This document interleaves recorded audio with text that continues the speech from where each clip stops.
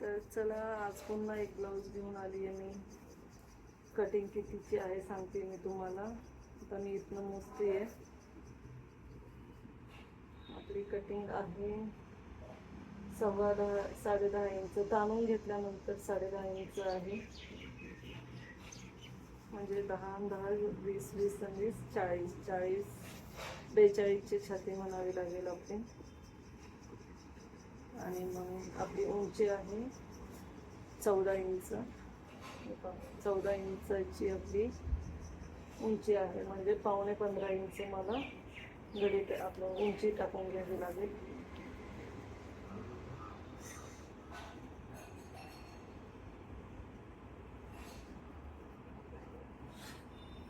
पावणे 15ची उंची टाकली. 10.5ची आपली घडी होती, मेन घडी.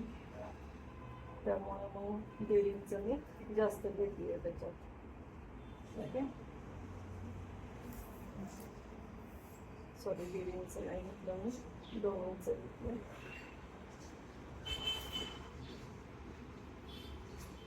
तर हे 2 इंच जास्त घेतलं मी. आपलं 2 इंच जास्त घेतलं. इथे 11 इंच घेतलं.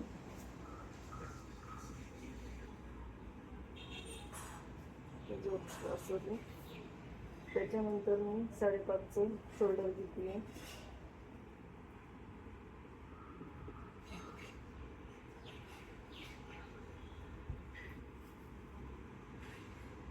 ते तोंड घेतली मी 6 इंचावर घेतली खाली.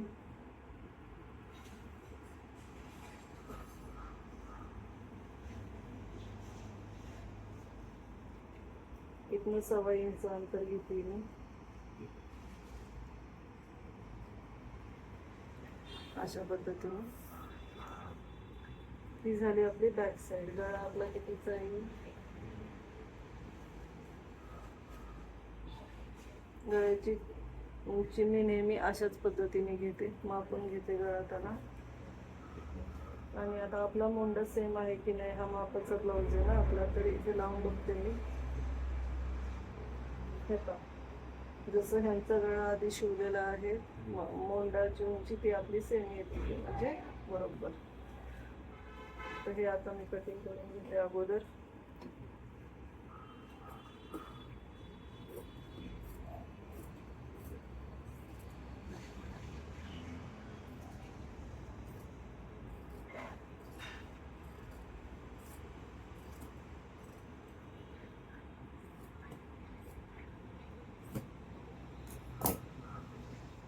हे झाल्यानंतर आता पुन्हा हेच इकडे बोलते करते किंवा इकडे करते. जशी तुमची जागा असेल त्यानुसार तुम्ही ठरवू शकता.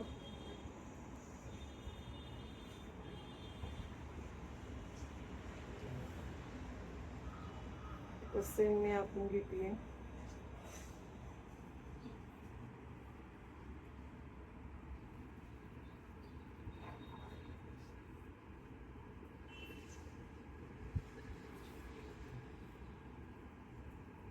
आता हा आपला पॅच झाला असेल. आता गळ्याची उंची आपण काढून घेऊया तिथून.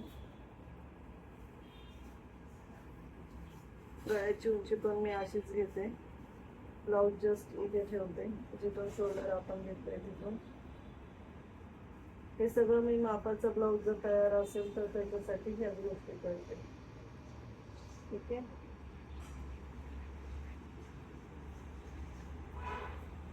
अशा पद्धतीने.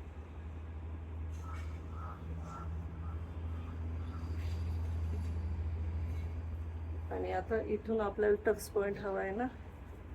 योगपट्टी कितीची काढायची बाबा आपल्याला समजत नाहीये किंवा नेमकं कळत नाहीये, कारण की क्लायंटला आपण पाहिलेलं नाहीये. मग इथून इथे ठेवायचं. तयार ब्लाऊज आपलं 1/2 इंच खाली यायचं. आणि आता ही योगपट्टी आपली तयार आहे. मापावरून, मापाच्या ब्लाऊजवरून माप घेणं खूप सोपं आहे.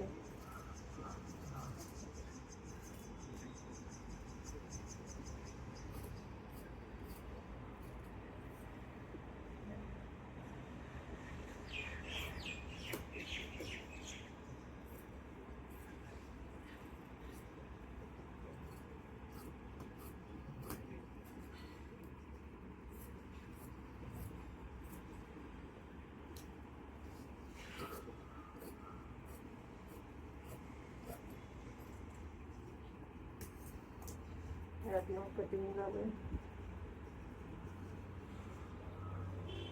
बॅक आणि फ्रंट. इथे मी टक्स टाकून घेतलं ना, नंतर मी एक टिप मारत असते. एक टिप म्हणजे आकार देऊन घेत असते.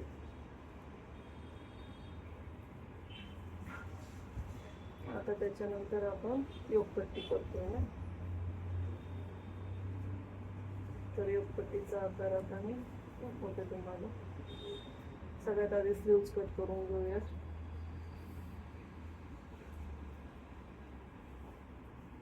स्लीव्जला आपल्याला हातशिलाईची पट्टी येणार आहे. 1 इंच सोडलाय आपण खाली इथून, आणि हे अर्धा इंच मार्जिन.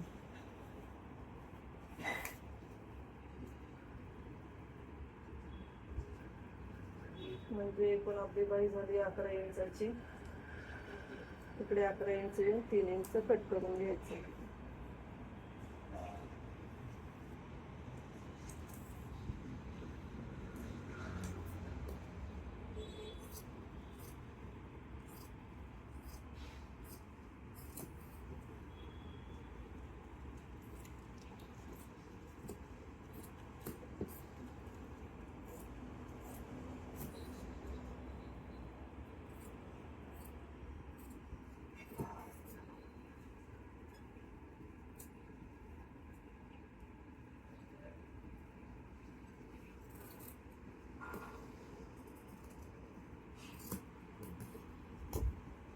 अशा पद्धतीने आपली बाही कटिंग झालेली आहे.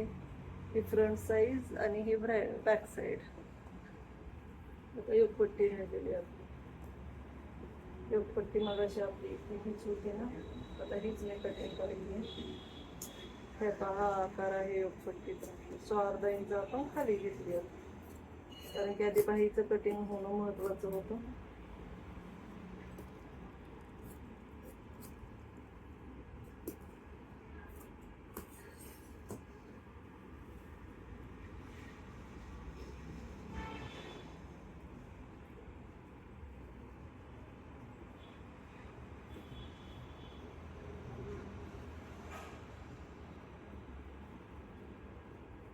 इथं 1/2 इंच मी जास्त घेतलीये कापड.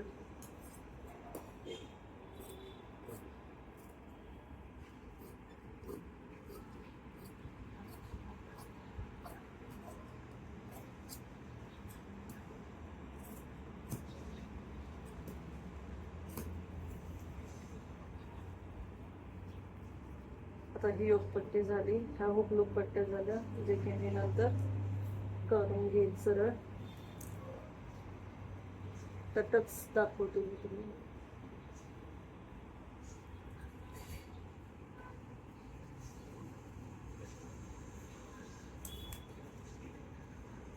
इथून आपण 4 इंचाचा अंतर घेतोय.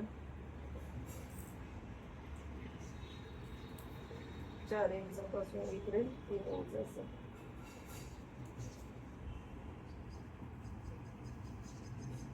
त्याच्यानंतर इकडे 1.5 इंच, इकडे 1.5 इंच आणि वरती 2 इंच.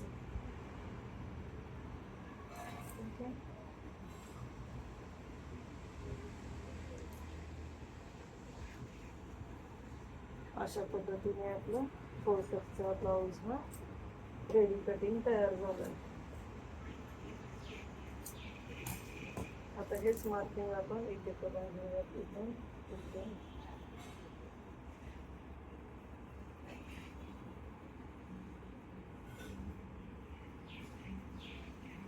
अशा पद्धतीने मार्किंग करून झालंय आपलं दोन्ही साईडला.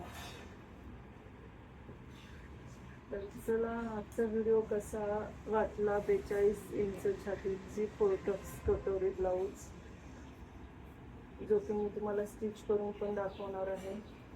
ह्या झाला योगपट्ट्या आणि ही झाली बाही. आणि आता आपण क्रॉस पट्टी काढून घेऊया.